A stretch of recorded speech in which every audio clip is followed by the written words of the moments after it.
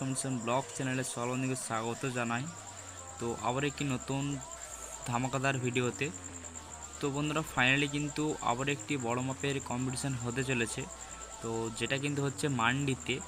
তো মান্ডিতে মিস্ত্রি সাউন্ড ভার্সেস রাজলক্ষ্মী সাউন্ডের কিন্তু একটা বড় মাপের কম্পিটিশান হতে চলেছে।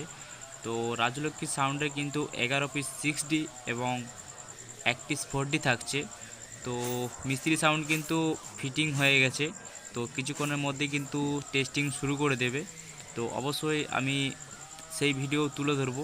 তো অবশ্যই তোমরা চ্যানেলটাকে একটু ফলো করে রাখবে।